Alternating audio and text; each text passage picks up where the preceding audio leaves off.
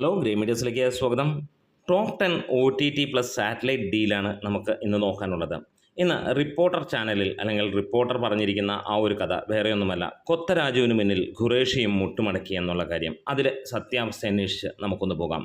എമ്പുരാനും അല്ലെങ്കിൽ മറികടക്കാനാകാത്ത king of കൊത്തയുടെ OTT deal, അതിലേക്ക് ചെല്ലുമ്പോൾ നമുക്ക് കിട്ടിയ തെളിവുകൾ ഇങ്ങനെയാണ്. ചാനൽ ആദ്യമായിട്ടാണ് കാണുന്നതെങ്കിൽ ഇതുവരെ സബ്സ്ക്രൈബ് ചെയ്തിട്ടില്ലെങ്കിൽ ഒന്ന് സബ്സ്ക്രിപ്ഷൻ പരിഗണിക്കാവുന്നതാണ്. ഒപ്പം കറക്ഷൻ ഉണ്ടെങ്കിൽ തീർച്ചയായും നിങ്ങൾക്ക് കമൻസിലൂടെ പറയാവുന്നതുമാണ്. എന്താണേലും നമുക്ക് ലഭ്യമായ വിവരങ്ങളിൽ നിന്ന് ഇങ്ങനെയാണ്. 10 സിനിമകൾ ടോപ്പ് 10 OTT പ്ലസ് സാറ്റലൈറ്റ് ഡീലുകളാണ്. ആടുജീവിതം 22.5 കോടിയാണ് 2024 ഇറങ്ങിയ ഈ ഒരു സിനിമയ്ക്ക് OTT സാറ്റലൈറ്റ് ഡീലിലൂടെ നേടാൻ കഴിഞ്ഞ. 10ാം സ്ഥാനത്താണ് ആ ചിത്രം. 9ാം സ്ഥാനത്ത് 2021 ഇറങ്ങിയ മാലിക് എന്ന ചിത്രമാണ്, 23 കോടി ആണ്. 8ാം സ്ഥാനത്ത് ദുൽഖർ സൽമാൻ നായകനായി എത്തിയ കുറുപ്പ് എന്ന ചിത്രമാണ്. നമുക്കറിയാം ഈ ഒരു സിനിമയ്ക്ക് ഏറെ പ്രത്യേകതകളുണ്ട്. ബാക്കി എല്ലാ സിനിമകളുടെയും മുകളിൽ തന്നെയാണ് ഈ ഒരു സിനിമയുടെ സ്ഥാനവും. കാരണം കൊറോണ ആ ഒരു സിറ്റുവേഷനിൽ 50% ഒക്യുപ്പൻസിയിൽ വന്ന് തരംഗം സൃഷ്ടിച്ച സിനിമ തന്നെയാണിത്. കുറുപ്പ് 23 കോടിയാണ് 2021 പുറത്തിറങ്ങിയ ഈ ഒരു ചിത്രത്തിന് OTT പ്ലസ് സാറ്റലൈറ്റ് ഡീലായി വന്നത്. 7ാം സ്ഥാനത്ത് ഭീഷ്മപർവം, മമ്മൂട്ടിയുടെ ഏറ്റവും ഉയർന്ന സ്കോറിൽ നിൽക്കുന്ന ചിത്രം. 23.5 കോടിയാണ് 2022 ചിത്രം ഇറങ്ങിയത്. CBI 5 ആണ് 25 കോടി നേടി 2022 നേടിയിരിക്കുന്നത്. മിന്നൽ മുരളി 30 കോടി നേടി 2021 ഇറങ്ങിയ ചിത്രങ്ങളാണ് ഇതെല്ലാം കൂടുതലും നമുക്ക് കാണാൻ കഴിയുന്നത്.